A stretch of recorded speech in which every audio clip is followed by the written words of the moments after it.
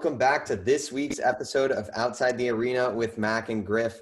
I'm Griffin Senek, joined by my co-host, Mac Rommel, and today we're going to do another week of this kind of NFL rundown. We're really enjoying it.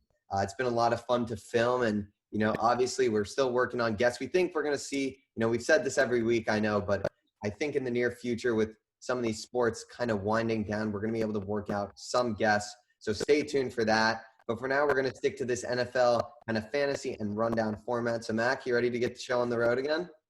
I'm excited. I'm excited to start off with some fantasy today. Yeah, let's do it. So, we'll jump right in. Obviously, we'll talk about the fantasy impact of this before the real life impact. A ton of injuries in this past week, too. Christian McCaffrey, Saquon Barkley, obviously the most notable. And guys like Michael Thomas, Devontae Adams, George Kittle, all not going to be playing this week either. So I'll start with you, Mac. Which injury, obviously probably either between McCaffrey or Saquon since those are longer term, but which injury do you think is the most hurtful, obviously, for a fantasy season? And do you have any tips to potentially or ideas of how a person can bounce back from these injuries? Yeah, you obviously stated both Saquon Barkley and Christian McCaffrey, they're going to be hurt. Christian McCaffrey for a few weeks and Saquon Barkley, obviously, for the rest of the season. Two huge losses for both their teams really were kind of the keystone and cornerstone for both their teams. And I know they were also probably the cornerstone for your fantasy teams. So, obviously, it's a huge blow. And if you're picking McCaffrey, he was obviously probably the first overall pick. So, you weren't picking until, 19-something picks later if it's a 10, something like that. 10 person. So that's kind of crazy. So you probably don't have a lot of star depth as you would have liked. I know the 10th pick always has some good depth due to getting two pretty good players, but the first pick and second pick, which is mostly where Christian McCaffrey and Saquon went, that does hurt you. And I know most of your teams are probably shaky right now, but there's good news for everyone. If you have injuries on your team or not, the amount of injuries that had happened in the NFL the past few weeks are allowing these underrated guys who you could pick up off the waivers come up and have a chance. They're going to have a big role in a lot of these teams' offenses, and you could get some good players who are filling in maybe some of the players that you had, like Saquon Barkley. I know Devonta Freeman was probably available in a lot of leagues, so you could have picked up someone like him to fill Saquon Barkley's spot. So players like that, and I think for most teams, you could kind of just get whoever was replacing the injured player who had, and I think that could really help out a lot. Yeah, no, I agree with that. I think the waiver wire in this past week especially has been really filled with a lot of solid guys. Obviously, personally in my league, I did not cuff Christian McCaffrey. He seems like this all-world beast that you kind of don't need to have a cuff for. He hasn't had an injury history. So a guy like a Mike Davis was available. And, assuming when this comes out, Mike Davis will most likely not be available in your league. But there's still other options. Devontae Adams just been kind of ruled doubtful to play in Sunday's game. So guys like Allen Lazard, Marquez Valdez-Scantling, if you need a boost at receiver, you're a little unsure, one of those guys is probably going to have a really big game. So you can look for them. They're probably still on the waiver wire. James White, obviously, still dealing with the tragic passing of his father. I think his mother is still alive in critical condition, though. So prayers go out to him. But guys like Rex Burkhead or Sony Michel are probably potentially on the waiver wire. You can get guys like that. So you kind of just got to stay up to date with these things. If you want to get some of these guys, you're going to have to be quick and you're going to have to act quick when, this happens. And obviously waiver order was really huge this week. A lot of good tight ends also, like the Jonnu Smith, who I called having another big game. He's most likely probably at this point gone in your league, but another guy. And there's just a lot of options. You just got to kind of have to be smart with it and be up to date with it. That'd be my advice to any fantasy goers out there. Great advice. And we started off talking about those running backs. So I was wondering, do you have any waiver wire pickups or some sleepers this week that you think could have a good impact on people's teams? I'm going to go with a guy who I picked up in one of my leagues that I'm really happy about, Jerick McKinnon, for the week. Obviously not a long-term thing, but Raheem Mostert is out. He's week to week. Tevin Coleman is going to be a more serious injury. He's going to be out for a decent amount of time. So I think this week, I guess, especially against the New York Giants, I feel like Jerick McKinnon will be in for a big game. I believe he's been named the starter already. With Jeff Wilson behind him, you don't know what's going to happen there, who will get the job. but it looks like Jared McKinnon, who has done very good with the work he's gotten, I think he'll have a pretty solid game. Another guy who I have really liked that went off my waiver wires this week is Joshua Kelly. The Chargers have been given a lot of work this week against the Chiefs. He had 20-plus touches, I believe, which is crazy for a guy who's backing up Austin Eckler, who's getting the ball more than him. So he's another guy that it looks like is a big part of that Chargers offense, and is a guy that I 100% would snag for. I think he's more of a long-term guy more than McKinnon, who's more of a 1 week to 2 week potential play. What about you, Mac? Who do you like? Yeah, I agree with everything you've said. And then also with the Chargers and Joshua Kelly, they're now going to be having Justin Herbert starting there. So they're obviously going to try and slowly work his way in. Last week it was kind of out of the blue. He didn't know that he was going to end up starting and playing that week. So I think that's could be a reason why Joshua Kelly did have a good involvement. And I think that's going to kind of continue until Justin Herbert kind of finds his rhythm. And I think that could take 2 weeks at the very least for him to get incorporated. So Joshua Kelly, I think, even without Justin Herbert, I think he's going to have a big role throughout the season in general. Last week, he had 23 carries. Huge, especially, as he said, backing up Austin Eckler. And then another guy, as we said, we were talking about Christian McCaffrey and his replacement, Mike Davis for the Carolina Panthers. Last week, he had 8 targets in the receiving game, and he had 8 catches. So he's obviously having a big role, trying to find a guy that could fulfill Christian McCaffrey's spot. So in addition to those targets, trying to fulfill Christian McCaffrey's aura in like the receiving game, now he's going to be involved in the run game, and they do not have great red zone threats. So I think Mike Davis is a really good player you guys should pick up, because once the Panthers are in the red zone, he's going to be getting the ball in a lot, and I know he's going to have at least 1 touchdown this week in addition to all his targets and catches in the receiving game.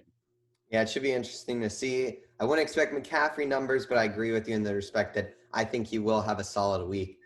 Last thing fantasy-wise I kind of want to touch on is this past Thursday night, obviously we saw Dolphins, Jags, and a guy on the losing team who has really stood out over these past few weeks is James Robinson. Most likely gone in your league by now. He's having a great year. But, Mac, what do you have to say on him? Is he a guy that you'd potentially be looking to trade for right now? I mean, what have your early impressions of James Robinson been?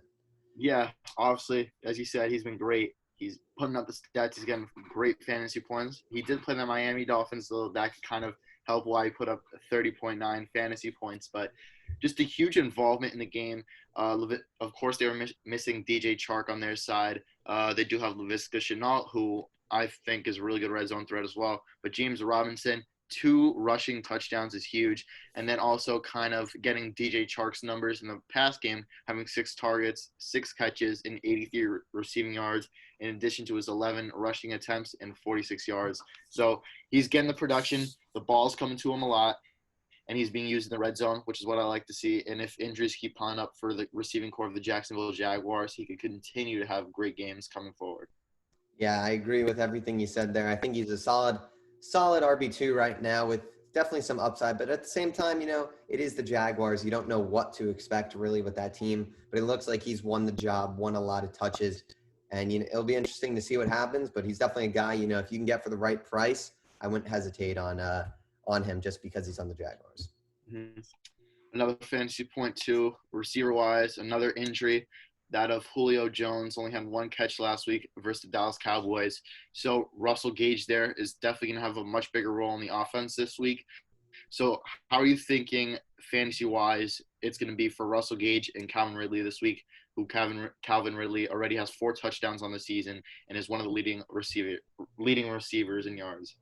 Well, Calvin Ridley has been a superstar so far. He's looking like he's going to be a guy who might be a wide receiver 1 this year. People are calling him the Chris Godwin of this year. And I agree. I think in that offense, they pass the ball a lot. I definitely don't see him being a 30-point guy a week. I just feel like his production will go down. Julio will get more involved. And I feel like they'll also start to play some teams that will focus more on their secondaries. I mean, they played the Cowboys this past week, who have a very banged up secondary. They have not been doing too great, although they did hold Julio Jones. But I like the value of Russell Gage. I think, and Calvin Ridley obviously is a top-tier wide receiver right now. But with Russell Gage, I mean, he's a guy that in that offense is getting the ball so far in the season. They're running 3 with wide receiver sets. They're getting him involved, and I'm not hesitating on him just because he's the 3rd wide receiver on a team, and there's there's other guys out there on the waiver wire who are wide receiver twos, maybe like an Allen Lazard. I think Russell Gage is a guy that should be picked up just because of the volume and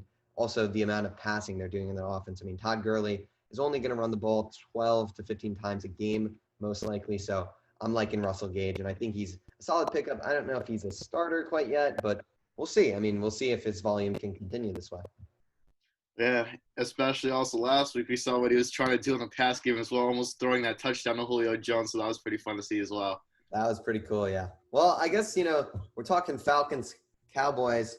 You're obviously a mega Cowboys fan. Last week. A crazy comeback win. I mean, they recovered that onside kick at the end. I mean, what was going through your brain? What did you like that you saw? And yeah, just give me your kind of rundown of that crazy game. Yeah, it was absolutely insane. Of course, we were down 20-0, down 20 at one point in the game. Started to come back and eventually came back to win that game. But talking real life football, not fantasy now, I wasn't sure how I felt in that first half about the Cowboys in general, especially the first quarter. Losing 3 fumbles, they had more than that, but they recovered some of them. But losing 3 is huge. The Falcons scored 17 points off of those turnovers, and that's a major, major, major problem for the team. That could have been if you scored the same amount of points, you have 40 points, and they would have had 22 points. So that's obviously big. You see what happens when you turn the ball over, especially in the red zone. I did like the aggression of the Dallas Cowboys trying to fake the punt twice. The first time, I really liked the decision there. Just the ball was a little bit underthrown, so we couldn't come up with it. But the second time, it was pretty dumb decision on the coaching staff. They had 8 men in the box, and then you had 7 people in general, including the runner for the Dallas Cowboys on the punt. So it wasn't favorable for you at all. You had 6 blockers against 8 defenders. I don't see how you're winning that. So terrible decision there. I didn't like. But as the game went on, second half, I really liked what I saw from the Cowboys. And I think you could even back me up on this. But Zeke, he hasn't put up the 100-plus yard numbers in the run game, but he is looking like 2016 Zeke, much more elusive.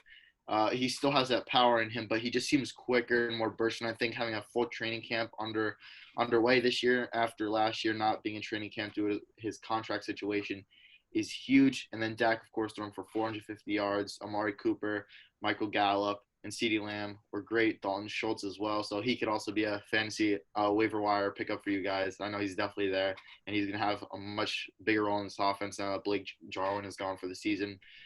But it was an amazing game. Cowboys defense started to come up a little bit in the end, what we wanted to see in the Cowboys. I guess it seemed like it took them a game and a half to get what people were expecting to see from them.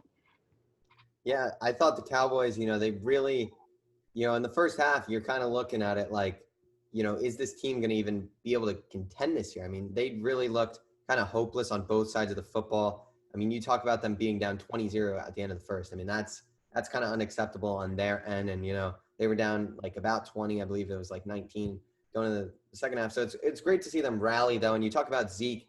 I think Zeke's having a great year. I mean, he's getting catches. I believe he had 6 catches for 33 yards last year. So Dak is using him as kind of a check down option, which is how I feel he should be used and is a very smart way to use him, especially when guys, they have to guard all 3 of those wide receivers and the tight end Dalton Schultz, like you said, who had a massive game. And I think he's a guy, like you said, that, I really liked. I liked what I saw. And I feel like the Dallas Cowboys kind of figured out their passing offense in the second half. They got it going. They started to figure it out. They're getting everyone involved. Michael Gallup has had a very slow start to the season.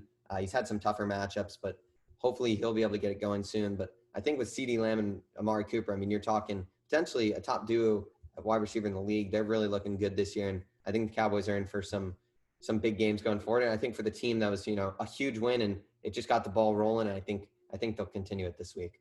Yeah, I agree. And then obviously the main point of that whole game was that onside kick. I don't know if I've ever seen an onside kick like that. I've never seen anyone just not use a tee, just put the ball sideways and kick it. But I have no clue what the Falcons were doing. I saw this on, I forgot if it was First Take or Undisputed, where they thought that the Falcons believed that the ball was just going to go out of bounds and then they could get the ball. Either way, no matter what happened, you should have fallen it. There were 5 guys there who had a chance at the ball easily. The Cowboys have to wait for it to go 10 yards. You guys don't, so I'm not sure what you guys were doing. But I did like the type of kick that the Cowboys used. I think it's maybe a kick that teams start using in the future because it gave the Cowboys a chance to kind of surround the ball and wait until it hits 10 yards and fall right on top of it. Instead of having to chase the ball, they were able to move with the ball. So I think that's the type of onside kick we could see a lot more in the league being used this year. So I'm excited to see that. But very clumsy on the Atlanta Falcons side. They should have easily gotten that ball, but of course, big day for the Cowboys, and they get lucky, I have to say. It was. It was a great game and, a big first win for the Dallas Cowboys. Flipping it over to another team that did get the W last week, but obviously took some major blows. We are talking about the San Francisco 49ers. Nick Bosa, Solomon Thomas, both tear their ACL. They're gone for the season. Raheem Mostert, week to week. Jimmy Garoppolo will not start this week. So, Mac, I'm going to turn this one to you. What do you think? I mean, obviously, there are huge injuries to this ball club. Do you think they even have the pieces to still be a serious contender for this season? Right now, I just don't see it. I think injuries, they're not just injuries to any players, they're injuries to key players, and not just key players also, but leaders on your team. Nick Bosa's a leader. Jimmy Garoppolo's a leader. Raheem Mostert carried the team through that Packers game last year. So these players are really good players who do help the team win. They're huge blows, and it's pretty funny and ironic. They thought the turf at MetLife was a problem, and they're going back to play at MetLife this week versus the Giants. So that could be funny. Just watch more injuries happen. Hopefully not, but it stinks for the San Francisco 49ers. Huge losses, and they could see themselves end up getting a few losses in the next few weeks, missing these pieces, and especially a defensive line. That was one of the strengths of their team last year, missing, in my opinion, their two best defensive linemen is huge. Nick Bosa, a lot of people thought he could be a defensive player of the year candidate this year. Solomon Thomas, one of the better defensive tackles in the NFL right now. So big losses, and hopefully they could bounce back from this when some of their players come back and aren't injured anymore. Yeah, I mean, I'm looking at the Niners right now, and I'm worried for them. I mean, right now, they honestly look and on paper are potentially the worst team in this division. I mean, you've got a Seattle Seahawks team whose offense is rolling. They're got everything moving. The defense has played all right so far. Not exactly what you want to see, but it looks like they might be able to get the job done defensively. The Rams have come out storming. They whooped the Philadelphia Eagles this week. They had a great week one win against your Dallas Cowboys. They've played two great games. And the Arizona Cardinals look fantastic as well. Obviously, they played a weaker team in the Washington football team this week, but they still got the job done in week one against the Niners. They looked great. DeAndre Hopkins and Kyler Murray look like they have a lot of chemistry. So these injuries are very worrying for me. I mean, you're talking about big games. Luckily, they played the Giants this week. They're still without George Kittle, Richard Sherman, Nick Bosa, Solomon Thomas are gone for the year now. I mean, that DeForest Buckner trade, obviously Javon Kinlaw looks like a promising young talent, but that really looks like it might end up hurting them because DeForest Buckner's, he's like an all-pro defensive tackle basically. So losing him is huge right now. And I don't know. I'm just worried about this team. I mean, luckily they don't have a challenging opponent, but honestly, they might have a rough week this week. I mean, I'm not sure if Nick Mullins can get the job done. Their offensive weapons are slim to none, which is another reason I really like Jerick McKinnon this week. I mean, you look at that offensive side, Deebo Samuel, I believe, is still not even healthy. So who's getting the ball? Jordan Reed? Jordan Reed's another guy, Jerick McKinnon. I mean, I don't know who they're going to give the ball to on this offense. And I feel like if Daniel Jones can get it going, the Giants could be in a really good spot to win this football game this week. Yeah, I agree. I think the Giants have a good chance. Of course, a lot of people still may believe that the 49ers have a more talented roster than the Giants, even with these injuries. But my main concern is the lack of play. Their backups, of course, they weren't playing as much, weren't playing really at all these past few weeks, or just in general last season too, people that they have had. So this is big. Could they build up that chemistry and potentially get a win? I'm not sure, but I think the Giants actually are real contenders to win this week, just due to that lack of chemistry that the 49ers are going to be having this week. It should be interesting to see, and we'll obviously touch more on that game in our game-by-game breakdown later. But one of the final games I kind of really want to touch on is the Monday night game we saw this week. We saw the first game ever played at Allegiant Stadium. We saw a Las Vegas Raiders team that looked good. I mean, they on both sides of the football. I don't know if Drew Brees is really suffering because Michael Thomas is out, but Drew Brees did not look how he has in the past. People are saying, is his arm done? Is he kind of fading? He didn't look what he once was. And, you look at the Vegas Raiders, Darren Waller had a massive game. Josh Jacobs, not as great as his week one performance, obviously, but he still looked good. So Mac, I'm going to throw this one to you. What did you like from that you saw from the Vegas Raiders, and are you worried about the New Orleans Saints here? Oh, definitely I'm worried about the New Orleans Saints, but I want to quickly touch upon the Raiders first.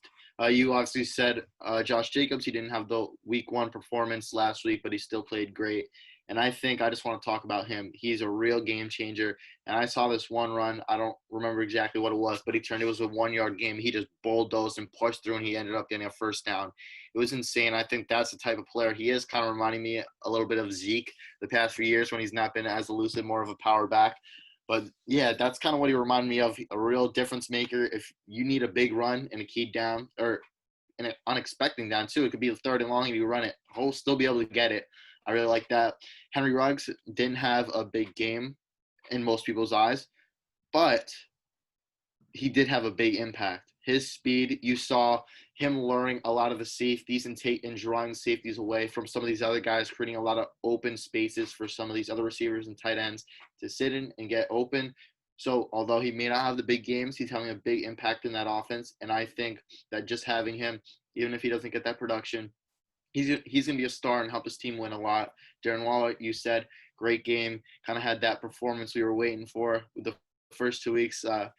It kind of seemed like was last year just a 1-year wonder, or could he come and do the same thing again this year? And at the last week, especially against the Saints, who have pretty good secondary still, he did it and he got it done. And I think that's really big for the Las Vegas Raiders.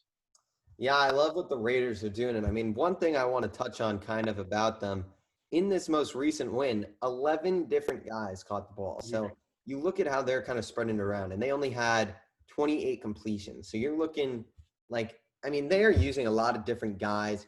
And that's what I think is really interesting. They don't really have that superstar receiver or tight end. Josh Jacobs, I feel like you can kind of call him superstar at this point. But, Waller's kind of still transitioning into a star. He's not quite there yet.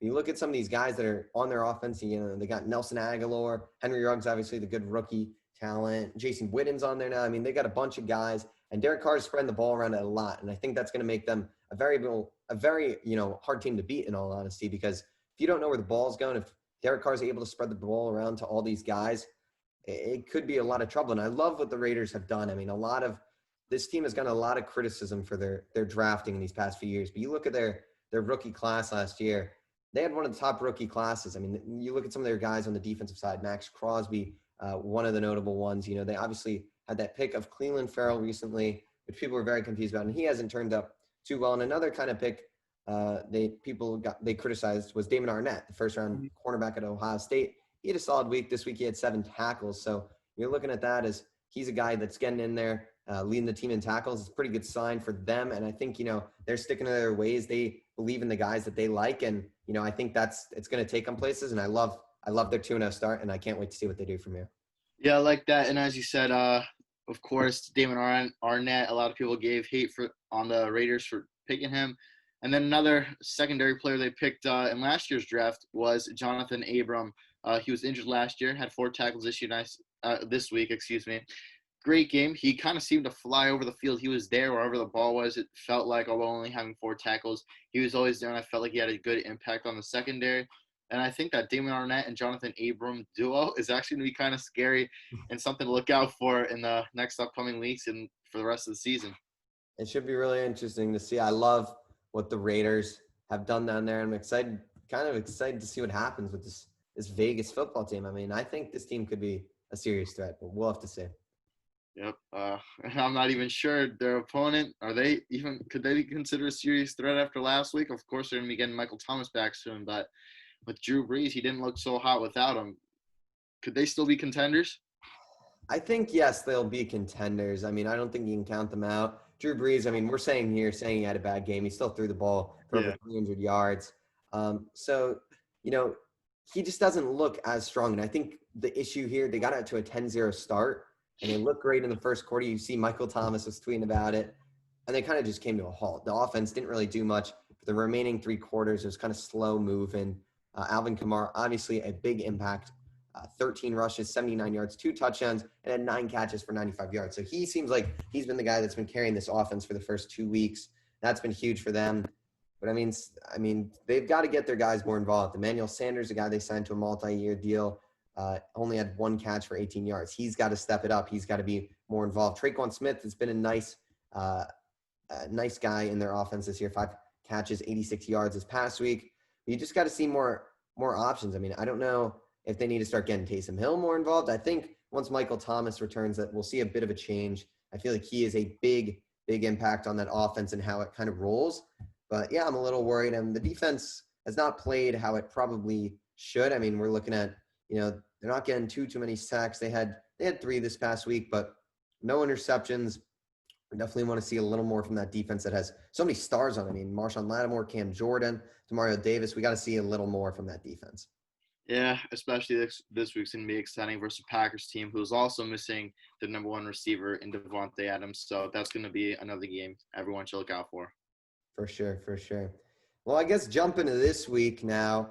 Thursday night, obviously not the most exciting matchup. Kind of the classic Jaguars Thursday night. It seems like they have one of these games every year.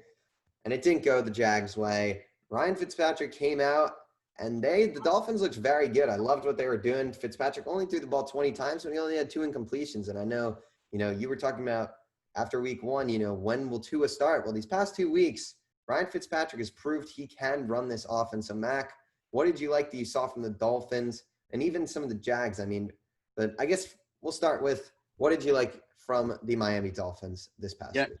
As you said, I wasn't so hot after Ryan Fitzpatrick's week 1 performance, but he has proved me wrong the past 2 weeks.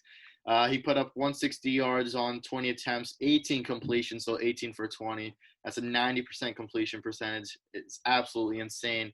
And then 2 touchdowns on only those 20 attempts, which is also insane.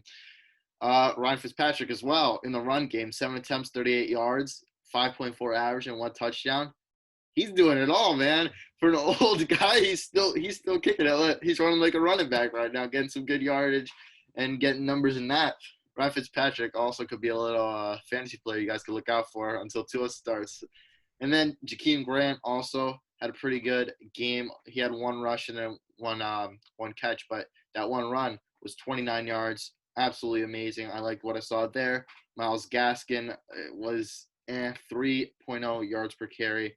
Didn't really like that, but I was kind of expecting it now, having K'Lavon Chase on and then pairing him with Josh Allen on that defensive line, a really young duo there who has a lot to look forward to. But then Devontae Parker, 5 catches, 69 yards, what I expected from him, and I'm expecting him to have a few big games this season. I'm excited to see what he could do. Yeah, I think the Dolphins really kind of had a solid week 3 now for their first victory. And you look at Ryan Fitzpatrick. I mean, this is a guy, 7 rushes, 38 yards for a touchdown as well.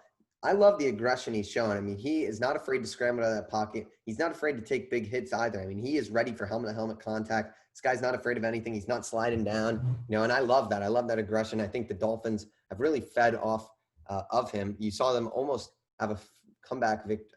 I think it was a comeback victory against the Buffalo Bills. They obviously fell just short, but that was a great game. One that probably most people did not expect to see as a close one. But I love what the Dolphins are doing. And on the defensive side of the ball, they have been pretty solid as well. They've got some solid playmakers there. They obviously bring in Kyle Van Noy, who picked up a sack this week.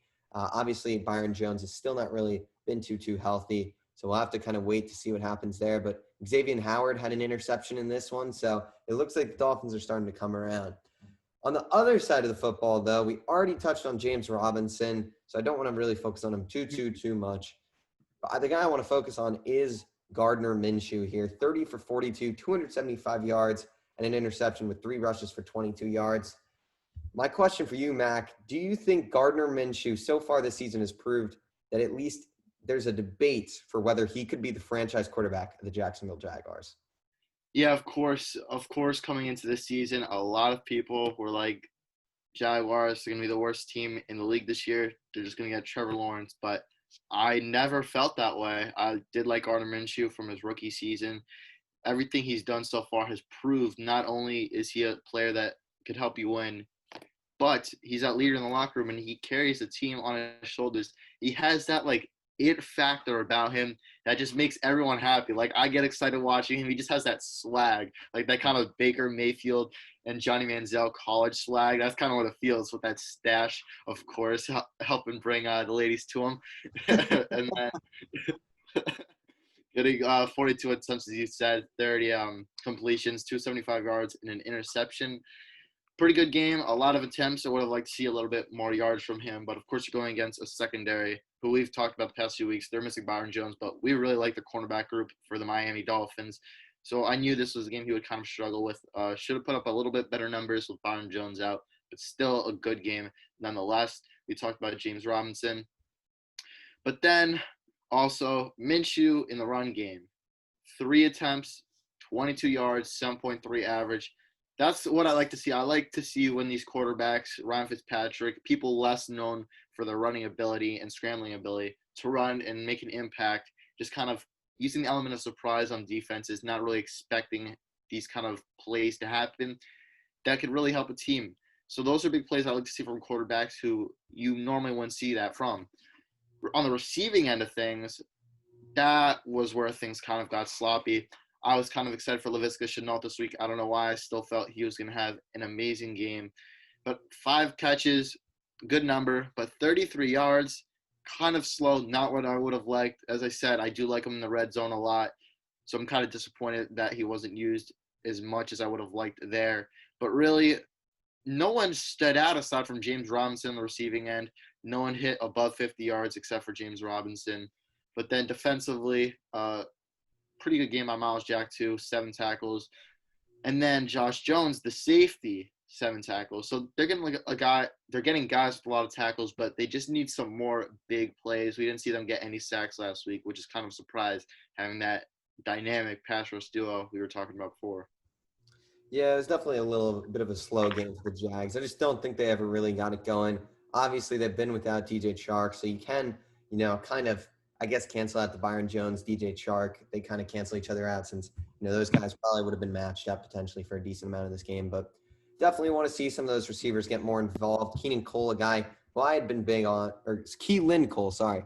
A guy who I had, had some hopes for. I picked him up this week in fantasy. Didn't start him, but he had an all right game, 4 catches, 43 yards. So it'll be interesting to see what they can do. But for now, I think the Jags, not a playoff team, but I don't think they'll be the worst team in the NFL. I feel like they've got definitely some spirit and, some talented young guys. Laviska Shenault is a guy who early on, he obviously didn't have a crazy week this week, but it looks like they've used them in some interesting ways. So it should be interesting to see what happens there.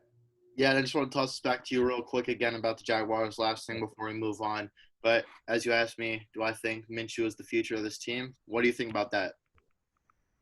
I think we'll have to wait and see. I definitely think he has at least made the argument, though. He's had a solid start to the season.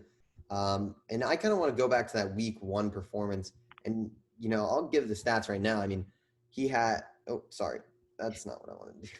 19 for 20, 173 yards, 3 touchdowns.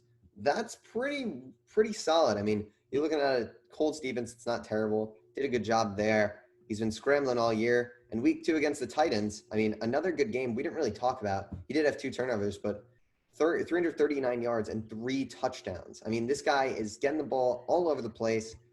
That was a game where, Keelan Cole had a great game. DJ Chark kind of spread the ball around better there. So he has shown fantastic stuff so far this year, in my opinion. And I definitely feel like he could be the future. I think it will kind of see how the year goes. I think that, the option of he doesn't have weapons can't be used, though, because he does have some solid weapons. I like the wideouts there. I feel like it's an underrated group of guys. So I don't know.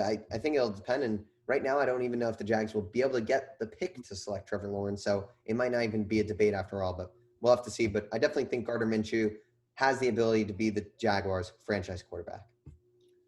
Yep, he was great. And as you said, you don't think they'll even get that first pick or really be – I don't know. Might be my Jets. Yeah, that's what I was going to say too as well. Yeah, we could see if the Jets – do they believe in Sam Darnold? Do they want to get a quarterback who they think could have a much bigger impact? So last week, the Jets, of course, falling short to the 49ers. Those are your Jets. Yeah.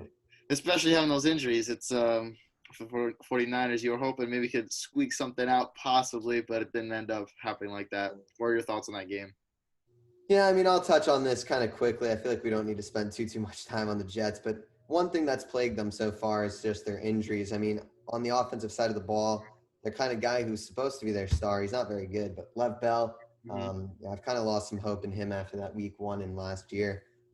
He's injured. Um, Jameson Crowder's still injured. Denzel Mims hasn't played a snap this season. So it's just like these guys have no weapons. Braxton Berrios has been the wide receiver one. I mean, you look at the stats last week. Chris Hogan had 6 catches for 75 yards. I mean, Chris Hogan cannot be a wide receiver one, nor should Braxton Berrios. So it's just kind of a lack of offensive talent still. I mean, Darnold, honest to God, 21 for 32, 179 yards and a touchdown for with what he had was pretty solid. And I just feel bad for the guy because he has never really had talent to throw the ball to. They literally let his number one receiver, Robbie Anderson, just walk. He said he wanted to stay. Darnold liked them. They were like, nope, get out of here. So it's kind of sad to see, but yeah, I mean, I don't expect too much out of the Jets this season. I feel like they're kind of in rebuild mode, especially after that Jamal Adams trade. And yeah, we'll see what happens. I don't think they'll really be doing too much, though. We'll see. Frank Gore, maybe, hopefully, we'll do something on the run game. But yeah, just kind of a demoralizing loss for the Jets. And I just don't think there's much hope there with that team. Yep, I agree. Sam Darnold, of course. It's going to be interesting seeing what the Jets want to do this upcoming year, free agency and in the draft. Do they want to keep him or do they want to build around him and get him a bunch of weapons? So that's going to be very interesting to see. Yeah, it should. It should be interesting to see, but it's the Jets. So stuff will never go well. Yeah, especially being in New York. All those Jets fans trying to bring Sam Darnold off. So we're going to have to see what they do for him. Well, with that, I mean, I don't have any other kind of topics unless you do. Actually, well, I got one before we head to our game by game breakdown. And, the first game we're going to break down is going to be the 49ers and Giants. So speaking of the Giants, we kind of touched on him briefly earlier, but Devontae Freeman, obviously this past week, did sign with the Giants on a 1-year, $3 million deal to replace Saquon Barkley. Not too much to expect out of him this week. I wouldn't say he's going to have that big a game. He's still working his way into the offense, but long-term, Mac, what do you think Giants fans and even fantasy owners can expect to see from Devontae Freeman? Yeah, he's obviously going to have a big impact with a lot of receivers being injured. Could they get Evan Ingram involved more, or are they going to try and stick with the run game as they wanted to do with Saquon Barkley and trying to run through Devonta Freeman? This will be very interesting to see. I think he's going to have a big impact on this offense immediately. As you said, you're not sure how he'll be this week, how much involved he'll be, but I still think he's going to kind of be a key. He may not be used as much, but I think he'll be used in critical downs and situations like on the goal line, red zone, and like third and short. So I'm excited to see what he has. A lot of injuries there, so he's definitely a good fantasy pickup, especially. But you're downgrading from Saquon. You saw what Saquon could do. He really was not able to do much whatsoever with that offensive line. The offensive line did seem to improve, getting Andrew Thomas, but it really doesn't feel like there's any improvement in the game, especially you got Jason Garrett coming from a Dallas Cowboys team who ran the ball a lot and had a great offensive line. You're thinking maybe could they build an offensive line similar to Dallas and get a little bit better just by having Jason Garrett? Hasn't worked out that way. Saquon struggled, one of the best backs in the league, injured now, of course, but with Devonta Freeman, this can be kind of scary to see what happens for him. If Saquon only got 6 yards week one, Devonta Freeman, I could expect if he goes against a better defense than Pittsburgh Steelers, which may be a little bit hard to beat because Steelers have one of the best in the NFL. But he could struggle like that as well, and I'm not sure how I feel about him. Yeah, I mean, I think, going to that week one, obviously Steelers have a fantastic defense. And they did a really good job of combating Saquon Barkley. Before Barkley got injured this week, he was 4 carries, 28 yards. So it seemed like he was maybe starting to get it going a little bit before going down. But Dion Lewis, 10 rushes, 20 yards. To me, that signals that he could keep his role more as a pass-catching back in the offense. I don't feel like he's going to really take rushing snaps away from Devontae Freeman after that performance. So I think alongside fantasy value and real life value, I feel like he will become the number one back. I feel like you don't kind of sign him and just plan to use him for like a second, third string. I just don't feel like that really make too much sense for the Giants. So I feel like long term, we will see Devontae Freeman get worked more into that offense and maybe become, a solid, potentially RB2 flex play in fantasy. But we'll have to see. I don't really know. He's had success in the past, but can he keep it up? And he hasn't obviously really had a training camp. So who knows what kind of shape he's in as well. Yep. And then this week he's also going to have, I think he's actually going to have a pretty decent role this week. Sterling Shepard out now too. Evan Ingram hasn't really came along as the Giants would have hoped as a former first-round pick. So I think he's having a good role this week in the offense going against the 49ers defensive line that, as we talked about before, a lot of injuries. So he could have a decent game this week and have a good impact. So I'd say go get him for your fantasy team and even potentially start him. Well, I mean, speaking of the Niners and the Giants, we'll kind of start going to our game-by-game breakdown now. I think that's about what we have. So, Mac, I mean, I will start with you on this one. 49ers Giants, we said it's going to be the first game we'll break down. What are you thinking? I mean, we talked about the Niners injuries. We've talked about Giants without Saquon. What's your prediction? This is kind of going to be a surprise. I think a lot of people still believe in the 49ers against the Giants. They're in MetLife. But if the 49ers think we're kind of blaming last week on MetLife's turf, I think we could even see something similar this week. I think some players may even be scared to play there after last week and what just the players have said, and they believed it was the turf. So I think just that aspect of it could really help the Giants. And then the injuries, of course. But the main thing I kind of said a little bit before is that chemistry part of it. The 49ers, a lot of injuries, so that means you're going to have a lot of new players starting and playing together, kind of new combinations of players we're going to see this week. So I think the Giants are going to win this one. That chemistry part is really going to hurt the 49ers. Giants with Devonta Freeman and Sterling Shepard's out, but Evan Ingram, watch out for him. He hasn't came along, but I think this is his time to start coming along. Yeah, I like your pick here. I'm going to go with the Giants as well. I just feel like the Niners injuries this week is just going to be too much. Jimmy Garoppolo not going to play. George Kittle not going to play. Raheem Mostert not going to play. Those are guys we likely will see come back in the next week or so. But for this week, they're not going to have those guys. And obviously on the defensive side, I believe they're still without Richard Sherman. Obviously no Nick Bosa or Solomon Thomas there at 2. So I just feel like the Giants will be able to get this W out still. I just am worried about the Niners offensive side of the ball. I don't know how they're going to really get it going. They don't really have too many options there. So, yeah, I think the Giants are going to pull this one out. Can I go, Griff? All right, well, that does it for the Giants-Niners picks. We both got the Giants there. Should be interesting to see what happens. Staying within the NFC East, away game this week, though, for that team. We are talking about the Washington football team, who's going to go up against the Cleveland Browns. I'll start with this one. You know, I haven't started really. I'm going to pick the Browns here. I just feel like the Browns are just going to have a pretty easy time. I mean, that defense for the Redskins, the football team, did have some struggles last week against the Cardinals. And I feel like the Browns will be able to kind of be able to counter the Washington's defensive strengths. I mean, you look at that run game, Nick Chubb, Kareem Hunt. We haven't really seen the football team go against a run attack like that. Obviously, Kenyon Drake, he didn't have too much of a factor, but that wasn't the focus. I mean, week 1, they had Boston Scott going against them. That wasn't really a problem. So I feel like Washington football team will really get challenged this week on the run side of things. And I think they'll be able to do a fairly good job. But I feel like Chubb and Kareem Hunt, plus all those passing off. Oh, my God, I can't speak English. All those weapons on the offensive side in terms of passing the ball will be a little too much for the football team to handle here. And I feel like the Browns defensively will be able to hold up against Dwayne Haskins, who will be making his return to the state of Ohio. Should be interesting to see. I believe the Browns have been having fans, so maybe there'll be some Ohio State welcome back, I guess, as well to Chase Young and Terry McLaurin. I mean, a lot of young Ohio State talent on Washington, but yeah, I'm going to take the Browns here. What about you? Yeah, the Ohio players, the Ohio Stars from the football team going to Ohio to play versus the Cleveland Browns.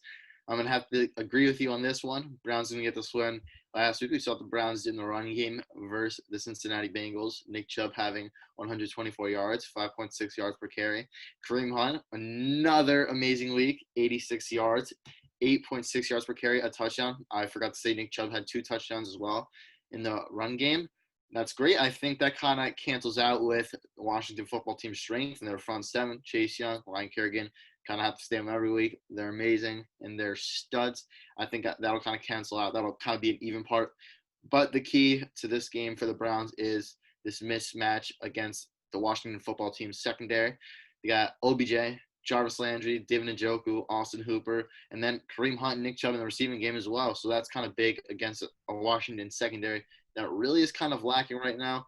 No super good stars there, so that's going to be kind of explosive for the Browns. I think they're going to take advantage of that. And then the football team, of course, Dwayne Haskins going to Ohio. I think that's going to be a kind of a nice matchup.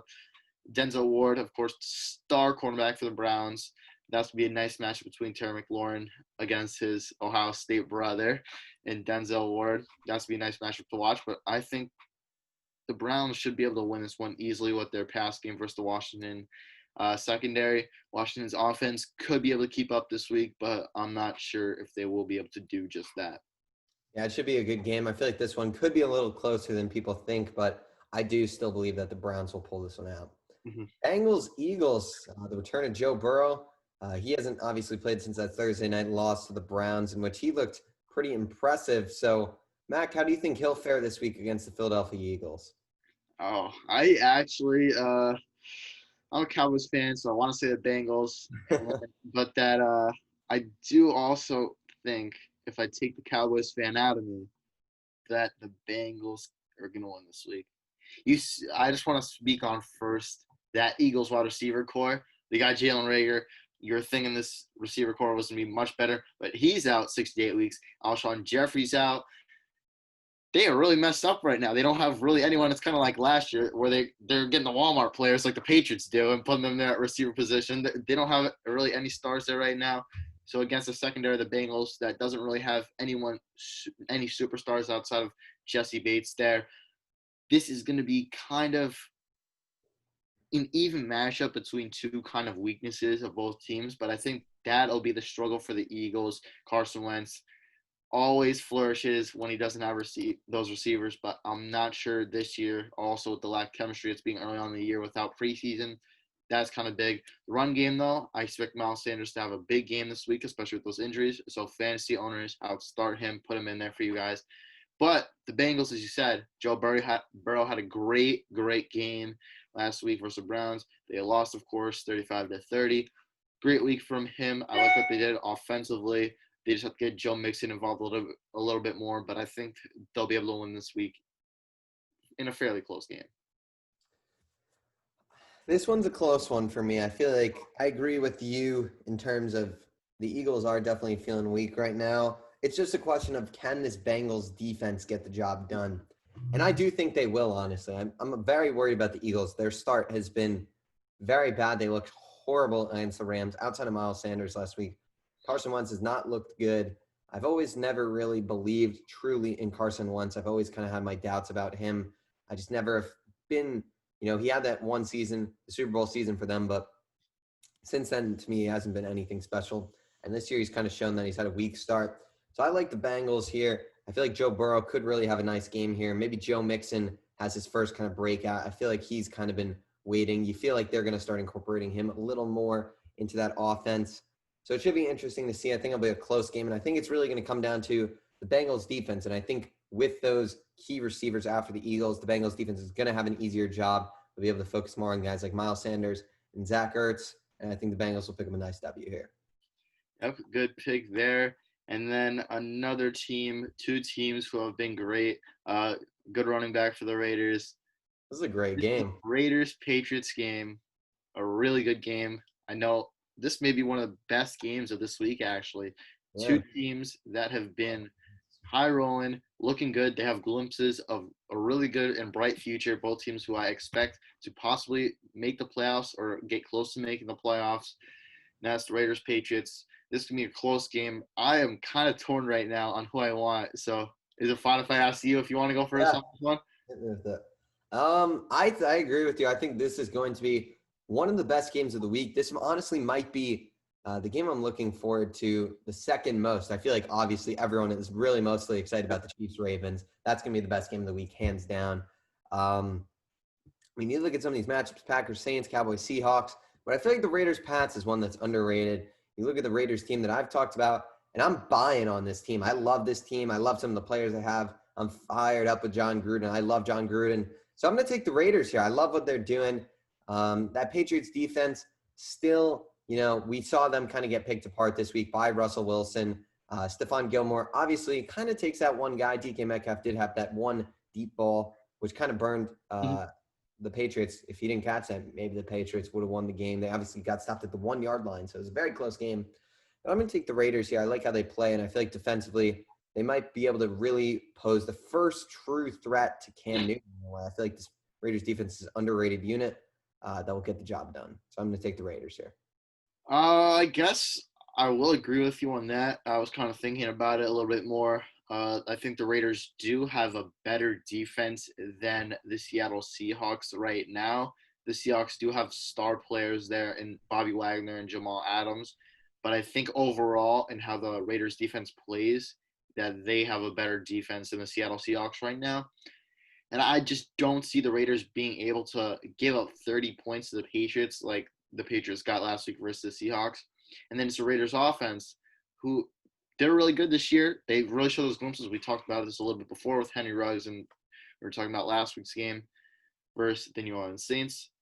They are going to be able to score a good amount of points this week, and I think the Raiders are going to be able to get this done because their defense is a little bit better. I think it's kind of a decent comparison comparing to the Seahawks last week, and I don't see any way that the Raiders could give up 30 points. I think they'll be able to score 30 points, but I don't think they're going to give up 30 points, and that's going to be my kind of key. I don't feel like I have to say any players right now. We kind of talked about that before, but the Raiders just overall have a better defense than the Seahawks right now, and that's going to be my key for this game. Yeah, it should be interesting. And, one thing, my final thing I'll mention before we move on is, Derek Carr, people have had their doubts about him, but he's kind of shown this year that he's still the franchise quarterback of this team, and he's still a very talented quarterback in this league. Yep. Bears Falcons. This is kind of an interesting one. I'm going to start with you here, Mac. I mean, I know who I want to pick here, but what do you think, This to me seems easy. We're gonna hand the Bears their first loss of the season. Falcons gonna win this one. They got the amazing offense. They've been high flying versus Seahawks and Cowboys defenses. Why I say aren't the best. They're decent, but they're not top tier. They do have some good players on their defenses, but not a good overall defense. So I think that could kind of be a test versus the Bears. Could they still perform at a high level versus a defense that has Khalil Mack, Eddie Jackson, a lot of stars there? But of course, Calvin Ridley been kind of the star of the first 2 weeks at the receiver position for all teams in general. And then Julio Jones, not sure how he's going to be this week. I could be wrong. Is he not playing this week, or is he just going to be not sure I yet? believe he is currently questionable. Let's check, though. Julio Jones.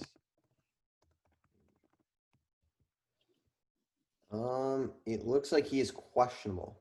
All So right. likely he will play, most likely, then I would say, probably. Yeah, I'd say he'd probably be limited then. He probably wouldn't be used as much, but I guess it'll kind of be the same thing. Same thing as last week for the Cowboys. He did play, didn't really get involved in the pass game. He'll have that one play, or he'll have a decent play, good play that'll kind of help. Then Russell Gage, John talked about him before. You like him, good offense, pairing him with Todd Gurley. And then the Bears, everyone knows they have some studs on that defense, but offensively, I just don't know how they were able to win 2 weeks straight at all. You're still starting Mr. Trubisky. Of course, you played the Giants last week, not the best team in the world, but one of the worst actually right now. The Bears, I don't see them even coming close. Mr. Trubisky, 2 interceptions last week versus a Giants defense that Giants fans are really worrisome about. They're kind of scared. The defense is really a weak point for them. Mr. Trubisky threw 2 interceptions against them, 190 yards, and then 2 touchdowns. Not sure how I like that. David Montgomery had a pretty good game, though. I expect him to continue that this week. Mr. Trubisky, I cannot give the Bears a win this week after giving 2 interceptions to the Giants. Yeah, I'm going to agree with you here. I do think it'll be a little closer than you say, though, and I'll tell you why. Mm-hmm. I agree the Falcons offense is going to be, kind of have the upper hand here. I think that's, a fantastic unit. They're playing well. They'll keep playing well. And I think they will be putting up a lot of points here. Falcons defense is just worried me. I mean, you look at the first 2 weeks, they're giving up a lot of points. And, Mitch Trubisky obviously kind of, has gotten really lucky with these matchups to be 2-0. The Bears really don't deserve to be a 2-0 team. But I feel like against his defense, he still will be able to get it done. I feel like we'll finally see Allen Robinson have his first big week. I like the matchup for him there. I feel like he's not going against. I mean, they might put Keanu Neal on him. I'm not really sure what their cornerback situation is exactly. I do believe they drafted corner first round AJ Terrell. If I'm not mistaken, I don't know what he's been up to. I haven't really paid too much attention, in all honesty, to Falcons defense, but I know they've been giving up a lot of points. Their D line is their strong point, I would say, with Grady Jarrett, Dante Fowler. So look to see some pressure there. But I do think the Falcons will pull this one out, probably by like a touchdown or so, would be my guess, or it'll be a complete blowout for them. I don't think the Bears find any way to win this game, really, though. I just don't think their defense can stop the Falcons' offense enough. Yep, I agree with you there. And then teams that have fairly good defenses, some stars there in this game. That's the Rams at the Bills. I guess I'll start off with this one. Rams 2-0. Bills haven't looked as good as people would have thought they did. They only won by 3 versus Miami Dolphins last week. Kind of a surprise, although it was a division game, so you could expect something like that to happen. But I'm still surprised. 31-28, they won. I'm not sure how I felt about that. Their defense was what I was expecting to be hot this year. And to give 28 points to Ryan Fitzpatrick, who has had a few good games this season, last week and then this week, of course. I'm just not sure how I could give them the win this week. I like the Rams. They're 2-0 off to a hot start. Of course, going against two teams, the Dallas Cowboys and the Philadelphia Eagles in the NFC East, who haven't been playing great. Dallas Cowboys looked like they were starting to get things rolling and playing how people were expecting them to play the second half of last week. But the Rams overall, they got one of the best corners in the NFL in Jalen Ramsey, and then probably the best defensive player in the NFL in Aaron Donald.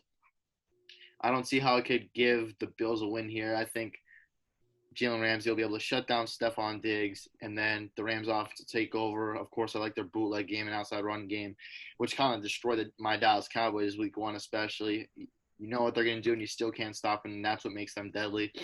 This year, not having a big enough offensive line is really going to help them and help their offense in general. This one's a tough one for me. I think this is another great game. I'm going to agree with you here. I like the Rams. And I mean, we probably got the best 2 cornerbacks in football in this one, in Trey White and Jalen Ramsey. So it'll be really interesting to see. I like the Rams offense so far. They've been able to run the ball with a bunch of guys. Obviously, there's some injuries there. So we'll see what kind of happens there. Darrell Henderson had a very solid week last week against the Eagles. But I just feel like the Rams will overall get it done. I feel like this will be Josh Allen's first true tough matchup defensively. Obviously, the Jets, which is a joke, and the Dolphins were very banged up defensive-wise when they played. So I'm going to give this one to the Rams. I feel like Josh Allen will kind of have a little struggle to start off this game just by going against, top-tier players. And, maybe Stephon Diggs might be a serious non-factor in this one. So it should be interesting to see. So I'm going to take the Rams in this one. Yep. And as you said, we can see Stephon Diggs be a non-factor. In the Steelers defense, we could see a lot of the Texans receivers be non-factors this week. I guess I'll start off unless you want to go. And I'm going to give it to the Steelers pretty easily. Texans haven't been great, of course, 0-2. Thus far, they played 2 of the best teams in the NFL, starting off with the Chiefs last week versus the Ravens. Couldn't get it done in either game. This week, they're playing the Steelers, the Pittsburgh Steelers, who have one of the best defenses in the NFL, as we said. Minka Fitzpatrick, Joe Hayden, Bud Dupree, Cameron Hayward, TJ Watt, and the list just goes on and on.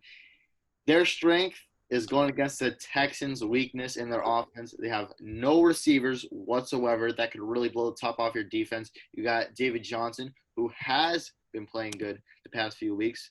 Last week, he was kind of iffy, 11 carries for 4 yards, but you're playing the Baltimore Ravens, so I would kind of expect that from most backs who aren't top tier, like Ezekiel Elliott, Chris McCaffrey, Saquon Barkley, kind of like that. But he has been better, especially week 1. We saw the potential he has versus average defenses. I think last week was just kind of a down week versus a team that has one of the better defenses in the NFL. And now he's going against an even better defense, so I think he may struggle again this week. But David Johnson is a player to keep looking out for in upcoming weeks. And then the Steelers, we saw Benny Snell and James Conner. James Conner had a great week. Benny Snell played all right as well. And then you got Juju. Big Ben is healthy now. So I'm excited to see how that works out for them too. Yeah, the Steelers have looked great. Deontay Johnson, another name that I don't believe you mentioned. He's been really talented and looked super good so far. For me, this is, there's something that's telling me I feel like the Texans might be able to get the job done, but I just don't. I can't say that. I got the Steelers in this one. Defensively, the Texans have just not looked too good. They've played two great teams, obviously, probably the two best in the NFL. And this schedule is just going to keep slapping them in the face with this matchup against the Steelers. Offensively, we haven't really seen the Texans get it going. Deshaun Watson has kind of had two dud weeks, in my opinion. Week 1, he really only got hot in garbage time, so not too impressive there. And I think this might be his most challenging matchup yet in terms of defense. So I'm really worried about what we'll see here from Deshaun Watson. I feel like the Steelers offense has looked promising. They played a Denver team that has an underrated defense, in my opinion, looked pretty solid. Week 1, who did they play week 1? They played The Steelers. Yeah. Let me check that out real quick. Oh, they played the Giants. Right, they played the Giants, and they looked very good in that matchup as well. So for me, I think that'll continue business as usual for the Pittsburgh Steelers. I think they'll get off to a really nice 3-0 start here. And for the Texans, it might be time to hit the panic button, but also facing 3 of the top teams in the NFL does not help. Yeah, from one team we both expect to start off 0-3. Here's another team I think is going to start off 0-3. That's the Minnesota Vikings and I was about to say the Houston Texans once again, and the Tennessee Titans. Titans should pretty easily be able to win this game. Vikings were actually, to me, they're kind of a surprise this year. I'm super surprised they're doing this bad. Of course, you lost Stephon Diggs, but man, I wasn't expecting this at all. You kind of filled out with Justin Jefferson, more of a slot player than outside. But Kirk Cousins, man, does not look good right now. Mm-hmm. Last week, 26 attempts, 11 completions, 113 yards, and 3 interceptions against the Colts team that lost to the Jacksonville Jaguars in week 1. A defense, they do have some good players there for Jacksonville, but still, that is not what you want to see. Colts, they do have a defense that's kind of underrated in my opinion, but still to give up 3 interceptions, Kirk Cousins having 2 poor weeks straight just is not a good look. Dalvin Cook needs to get involved more. I don't know how you give him 14 carries only last week versus the Colts.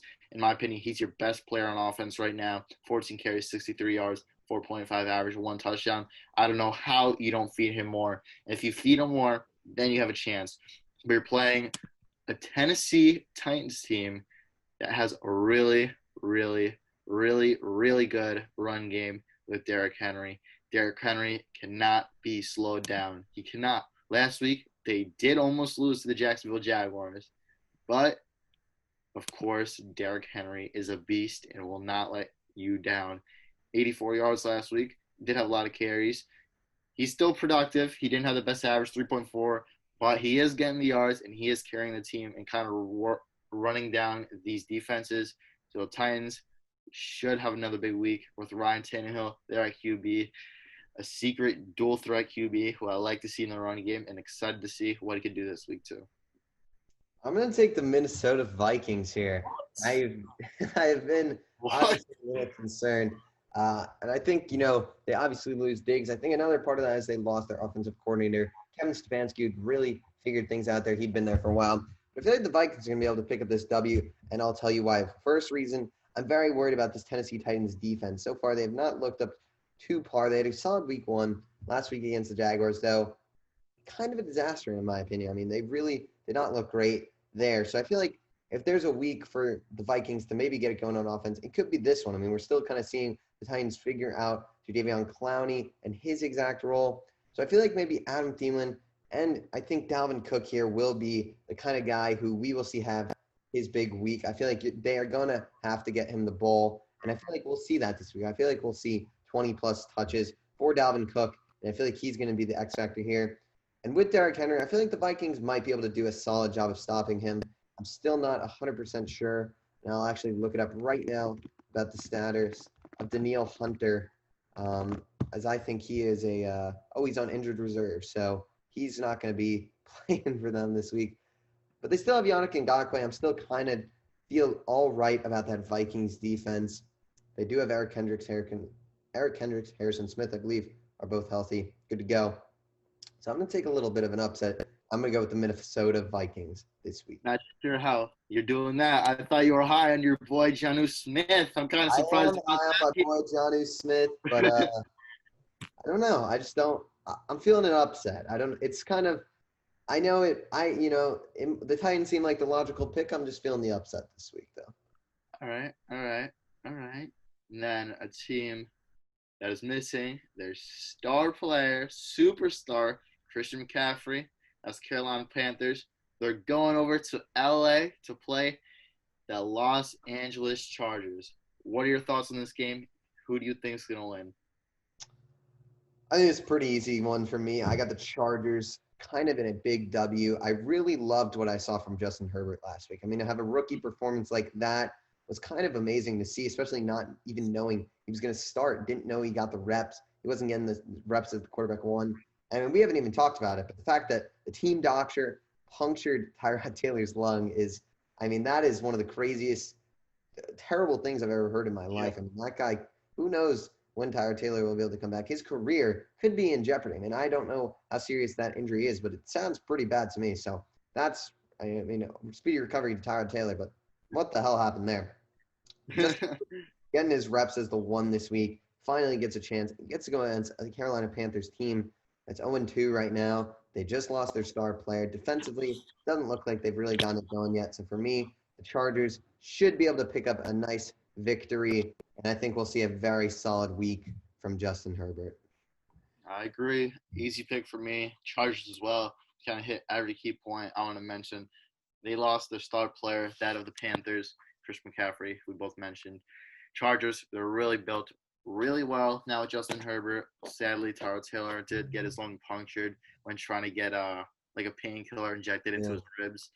So that kind of things, I don't even know how the heck that happens. Your job is to make precise the shit, like do that thing precise, and you're not able to do it. So that kind of surprised me. Whoever did that should be fired because that's kind of crazy. Like no matter on accident or what, should be fired. But Justin Herbert, as you said, great week one performance, 311 yards, a touchdown, and one interception. The interception was kind of a rookie mistake. Didn't really like that. Kind of just chucked it up. Wasn't really paying attention to it as much. Not really reading, kind of rushing things. But Austin Eckler and Joshua Kelly, two really good fantasy players who I'm expecting to have both great weeks this week. Super excited to see what they could do. I was high on the Panthers defense coming to this year with all those defensive rookies, but it hasn't really panned out. So I'm expecting a big week from them. More in the pass game than the run game because I still think the run defense for the Panthers is going to be good with Derek Brown, K'Wan Short, Yetur Gross-Matos. And then receiving-wise, Keenan Allen, amazing. Hunter Henry is healthy. That's a big key. So he's going to play great as well. And then for the Panthers, who else do they have? They got DJ Moore, but who else is there that can really – Robbie Anderson, I will say this. I'll interrupt you real quick. Robbie Anderson has looked great so far in his start. I mean, he's had two big games to start the season, so it seems like him and Teddy Bridgewater definitely have some chemistry or something brewing there. Yeah, I'm not sure how I could see them going. They got Casey Hayward, a pretty good secondary too. It's going to be a good game to watch. I think this could, for some reason, I don't know why, I feel like it could be close, but I think – the Chargers are still going to be able to win this one fairly easily. I don't know why. I'm just kind of getting like a little feeling in me that that's how I feel about the Vikings. A little close. And then two teams next, the Jets and the Colts. It doesn't even seem like we have to talk about this one. No. Do you want to throw with your Jets real quick? This is a Colts win. I mean, I touched on the Jets earlier. There's basically no hope for this game. I mean, Colts went out, beat a Vikings team that's not terrible. Better than the Jets for sure. Colts are home. I believe they'll have some level of fans. I think they had like 2,500 last week, if I'm not mistaken. So the Jets will have to deal with fans for the first time this season. And I just don't think the Jets, I mean, obviously the Colts do have some injuries. Paris Campbell, I believe, might be out for the season.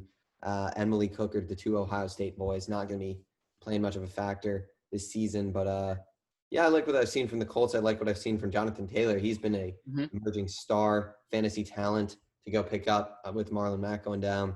And Michael Pittman also looked pretty solid in the offense last week. So those are kind of the points I'd really only touch on in this game. But I think the Colts will have a pretty easy time with the Jets. And, maybe we'll see the Jets have a closer game. I think this is the weakest opponent they've played this year. But I think the Colts will win this one in the Yeah, end. we're gonna see. I think Colts should be able to win this one too. They did lose to the Jaguars, so maybe Yes. they could lose to the Jets too this week.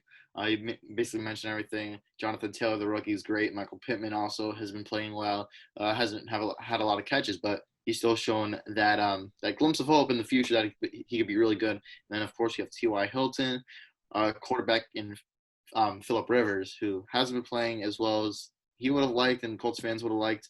But still, I think Colts nonetheless can get this win. Well, we'll jump to a game that I think this will be a great game. Mm-hmm. Offensively, I think this could become a shootout. In all Yeah. honesty, Cowboys, Seahawks.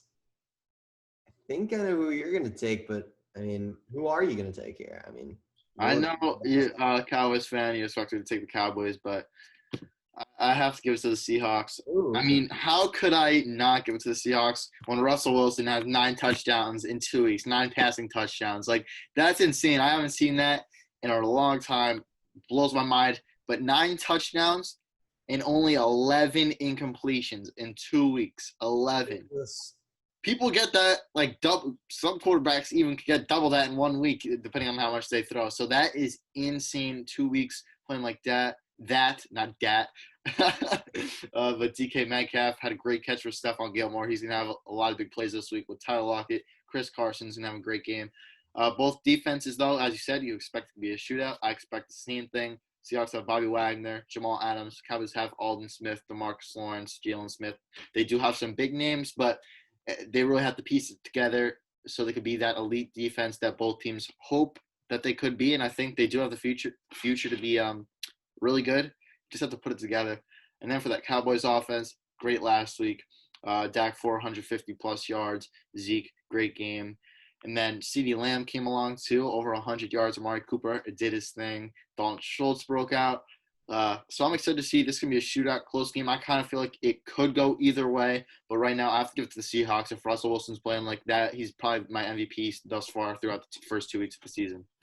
Yeah, I mean, you heard Bill Belichick in the past, in the week leading up to that Patriots Seahawks game say he thinks Russell Wilson's the best, and so far he's shown that he's the best right now. I mean, he looks fantastic. I'm gonna agree with you here and go with the Seattle Seahawks.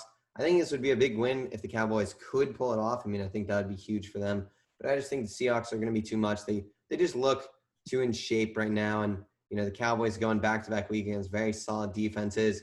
And the Cowboys, I believe Leighton Vander Esch is injured, right? Yeah. Yeah. He just never seems like he can stay on the field, unfortunately. He's a superstar talent, went on the field. But he's not going to be a factor, obviously. And that banged-up secondary, I believe Chidobe Awuzie, I believe that's how you say his name. He will be injured this week, I believe. Yeah, him, Anthony Brown, and Trayvon Trayvon Diggs is a little banged up as well. So it really could be a crapshoot for that Cowboy secondary. But that sometimes turns into the times when we see guys, playing for a spot in the NFL. So that's the one chance, I feel like the Cowboys could, see something like that from one of their players, and maybe the Cowboys string together a nice victory. But I think the Seahawks are going to pull this one out. I just think offensively, too dominant, and defensively, I think their stars will be able to get it done. Yep, I agree with you there. Another game I think going to be kind of a high-scoring game for at least one of the teams. That's the Lions, who are going to play the Arizona Cardinals. Pretty easy pick for me. Cardinals should be able to win this one. Last week, the Detroit Lions, of course, played the Green Bay Packers. They lost by 21, 42-21. Not a good game. They're off to an 0-2 start. The Lions. Matt Stafford, after a really good start to last season before getting hurt, he doesn't really look like he's that explosive player right now, as we kind of saw from the first few games of last year.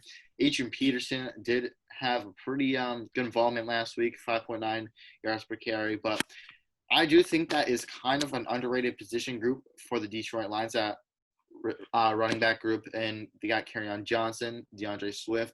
So they do have some good players, good young players to pair with Adrian Peterson, who could learn from Adrian Peterson to be good. They got T.J. Hawkinson, Marvin Jones. They got some really good players on that receiving end, but they just haven't been able to put it together. And defensively, the rookie last week, Jeff Okudah, 7 tackles. Really good game. I liked what I saw from him. He's kind of panning out to be that 3rd overall pick and playing like it. But the Arizona Cardinals, I don't see how they're going to lose this one. They beat the Washington football team, who I thought the football team would upset them, proved me wrong. The Cardinals just look really good. Kyler Murray, an MVP candidate too as well. Kenyon Drake had a decent game, 86 yards last week. DeAndre Hopkins doing his thing, 8 catches, 68 yards and a touchdown. Andy Isabella, Christian Kirk, Larry Fitz, all having good impacts on this game, and I'm excited to see what they continue to do this week. Yeah, I agree with you. I don't think this is much of a hard decision. I'm going to take the Detroit Lions. No, I'm kidding. I'm going to take the Arizona Cardinals. Kenny Galladay might come back. I don't think that matters. I think the Cardinals are just the better team offensively. I mean, they won't have Christian Kirk this week. He hasn't really done too much anyway, though. So the Cardinals just look great offensively. I mean, Kenyon Drake really hasn't even been involved too much in that offense. You've seen Kyler Murray. I believe he already has 3 rushing touchdowns on the season. So he's been a bit of a factor in the passing and the rushing game. So I think the Cardinals, who defensively have also held the ball down, this might actually be their hardest defensive challenge of the season. Lions might be the best offense they've faced so far. Obviously, going against the Niners team that, it's a solid offense. And I'll say the Niners are better than the Lions. I will correct myself, but Lions do have those games where you see that passing attack and it is dominant. I mean, we've seen games from Marvin Jones, Kenny Galladay, where they go off. So could they go off in this game? Very well, they could. I mean, we don't know, but I'm going to take the Cardinals here. Yep, and then another team, another high-rolling offense, the Buccaneers. A lot of good players. Week 1 wasn't their week versus New Orleans Saints. But last week, sure, ended up being their week versus Panthers. I also thought the Panthers would have been able to squeak out a win. This is the test, and the Buccaneers proved me wrong. Tom Brady didn't play great. He had 270 yards, a touchdown, and an interception. Not great, but the real player here that did make the impact on this offense and kind of changed the tempo of how things are going to be for this Tampa Bay Buccaneers team. And that was Leonard Fournette. They picked him up after the Jacksonville Jaguars released him. He had 12 carries, 103 yards, 8.6 yards per carry, and 2 touchdowns. I think that was a really good piece for them to add, and I think most people believe they were going to win through their pass game, but after last week, I think they're going to win through the run game. If they continue to do that, they're going to be able to squeak out some really good wins. But they are playing a Broncos team, as you said. They do have a good defense, kind of an underrated one. They got Justin Simmons, of course, Bradley Chubb. They have good players there. Kareem Jackson, of course, too. I can't forget him.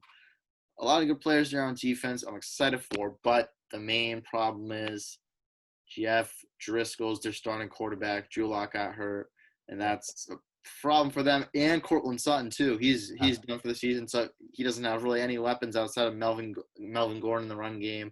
And then the receiving game, you do have some players who you're hoping to come along. The rookie Jerry Jeudy and KJ Hamler, the 2nd and 3rd round picks for the Denver Broncos, and then the former 1st round pick in Noah Fant. So you do have some young guys, and I think having a backup QB, although I'm not expecting them to win this game, it'll help them develop and kind of work and learn and develop to new things. Maybe a worse quarterback will really help them develop. So maybe they're catching balls away from their body. I think it'll actually really help their hands if they're not getting as good passes as they would have been from Drew Lock. So I know they're going to lose, but I'd like to see what these receivers and tight ends could do and how they develop in the next few weeks. I think it's going to be a good game. Will it be? I don't know. I think the Buccaneers, I agree with you. If Drew Lock was starting, I would maybe have a different take here. But him and Cortland Sutton are not playing, and those are arguably the 2 best offensive players on that team. Drew Lock, a guy that I was really starting to like, he, in my eyes, is probably going to be the franchise quarterback potentially of this team. So it sucks that he goes down, as well as Cortland Sutton, who really looked like he was forming into that true number 1. But it gives guys like Jerry Jeudy and Noah Fant, like you said, the opportunity to get those reps in, to get those chances, which I think is huge for them. We'll really be able to see Jeudy go up against the true number 1s. But I just feel like the Buccaneers, like you said, that offense kind of looks like it got in the swing without Chris Godwin. Now I believe Chris Godwin is back, ready to go. So for me, that looks like the offense will get going. And Mike Evans, I'll just touch on. Mike Evans had a solid week. Obviously, Chris Godwin not there, but it looks like he was able to rebound from that terrible week 1 performance. We just had 1 catch for a touchdown. So I'm going to take the Buccaneers here, and I don't think this one will be too close, in all honesty. Yep, and then now we have some the best games. I mean, yep, these primetime games, They hit us to start the week with some Dolphins Jags prime time, but they made it up with Packers Saints and Chiefs Ravens. Wow. Yeah, excited to see what happens here. We got two normally high-powered offenses. Looks like they're both going to be missing their number one receiver this week. So how are they going to come back from that? Packers, though, I feel are going to be able to squeak out a win versus New Orleans Saints this week. I'd like to see the Saints. I hate the Packers so much as a Cowboys fan. It goes Eagles, then Packers, so I hate them and I hate picking them. I don't want them to be 3-0 at all, but I'm going to have to give it to them. I think they may not have that kind of depth at the wide receiver position as the Saints, not like kind of as close. Alan Lazard, of course, Marcus Van. I can never pronounce his name. You know who I'm talking about. But I still think they're going to get it done. Aaron Jones has the most rush yards in the NFL right now. And if they continue to use him, I'd expect him to be even better this week. I think he's bound for maybe even a bigger game this week. Did he have like 40 fantasy points last week? Yeah. I don't think he'll be able to do that. That was like a crazy. Not maybe. He had that week against your Dallas Cowboys last year. That was kind of like this year. I don't think he's going to get that touchdown-wise, but I think yards-wise, I think he'll be bound to have more yards. I should have clarified that before. So I think they're going to use Aaron Jones a lot this week. Yards-wise, he's going to have a better game than last week, in my opinion. Not touchdown-wise. I don't think he get that many touchdowns once again against the Saints defense, who is still pretty good. The Saints, though, Michael Thomas, you saw what happened last week versus the Raiders. I think the Packers still, without Devontae Adams, are a better team than the Raiders right now. And if the Saints can't beat the Raiders without Michael Thomas, I don't see how you could beat the Packers right now. It may not even be a close game, but we're going to have to see how things unfold. I'm going to take the Saints here. I haven't liked what I've seen these first 2 weeks, really, from them. And the loss of Michael Thomas obviously will be huge. But I feel like their offense will kind of get it going this week against the Packers. Obviously, Jair Alexander is a big presence. They have the Smith brothers, another big presence. But I feel like Drew Brees will step up. The game is in the Superdome. I feel like that's going to help rather than being in Green Bay. I feel like the home team kind of has the advantage here, just off of stadium-wise. Mm-hmm. I feel like Alvin Kamara is in for a very big week. And I just feel like that loss of Devontae Adams is going to be too much for the Packers offense to handle. I feel like the Saints are going to really just focus on Aaron Jones. I don't see any other option that they really would pay too much attention to. I mean, you look at Alan Lazard, Marcus Valdez-Scantling. Well, Marshawn Lattimore is going to be lining up against one of those guys. That's problematic. That guy's probably going to be literally a no factor in this one. So that worries me. So I just feel like Aaron Jones is going to get stopped in this one. And having Devontae Adams is just so huge for them because it takes some of the pressure off Aaron Jones and allows kind of one of those guys to flourish like we've seen in the first 2 weeks. So I'm going to take the Saints here. I think it'll be a good game. I feel like they'll just be able to get it done, and Aaron Jones will not have as good a game as you're projecting him to have. Yep, two high-rolling offenses that are missing their key players. But now let's talk about the real high-powered offenses. The week, baby. The Chiefs, Ravens, easily the game of the week. Maybe even the two best teams in the NFL. Kind of could debate that, but definitely I'd say top three at minimum, both of them. This will be a good game. I'm not sure your thoughts on this, but there's one side of the ball that's going to make the difference in this game. And I'm going to give it to the Ravens. Lamar Jackson, of course, you really can't stop him, especially in the run game. He has that special talent. It's really confusing to stop him. Teams really weren't able to stop him last year, aside from the Titans in the playoffs. And I don't see the Chiefs being able to do that today. But the main thing for me is the defensive side of the ball for the Ravens. I think both having some best offenses in the NFL, it's going to come down to defense. Who has the better defense? Chiefs do have some stars, but they do have some position groups that are kind of lacking and aren't as strong as the Ravens. I think the Ravens are just well-balanced all around on the defensive side of the ball. They got the rookie Patrick Queen, who had 7 tackles last week. And then you have 2 stud cornerbacks in Marlon Humphrey and then Marcus Peters. You also have Jimmy Smith there. And then you have the safety Chuck Clark. You got all these really good players. I mean, the list just keeps going on and on. You got Calais Campbell, of course, Matthew Judon. I mean, just big name after big name who back up their name. They don't have a big name and then have a bad game. They play consistently week in and week out. That's what I like to see. And that's why I'm going to give the Ravens a swim. Offensively, Lamar Jackson, of course, great quarterback and great runner as well. Dual threat. Last week, he had 16 carries, 54 yards.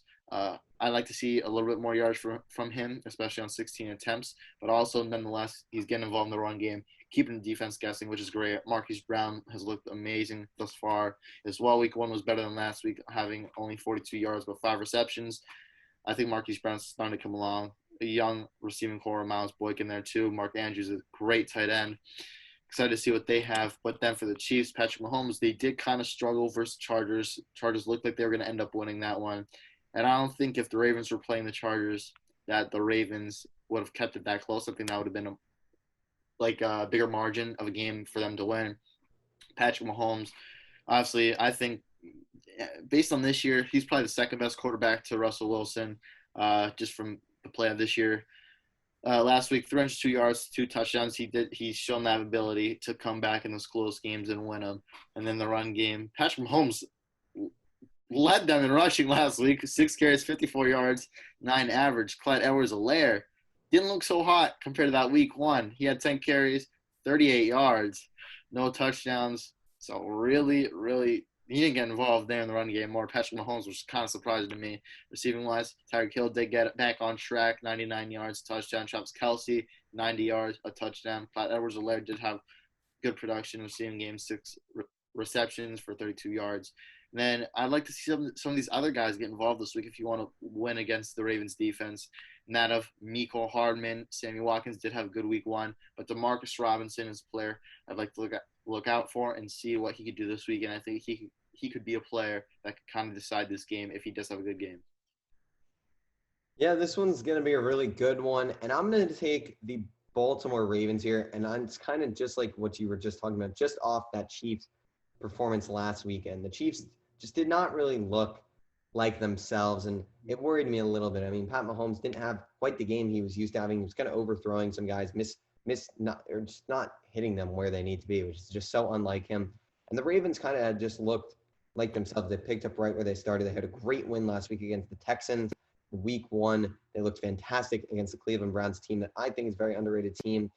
So I just think they're going to continue rolling. I don't think the defense is necessarily going to win them the game just because the Chiefs offense, I do feel, will be solid. But I agree with you in the fact that the Ravens defense is substantially better than the Chiefs defense. Ravens defense is substantially better than the Chiefs defense. And I think that will be important. But I feel like the Ravens right now are just rolling, and I think the defense will just not be able to stop them. So I'm going to take the Ravens here, but 100% this game could go either way. If the Chiefs come out looking hot and looking how we know they can be, I think the Chiefs could run away with this game super easily as well. Yep, I agree. 2 teams.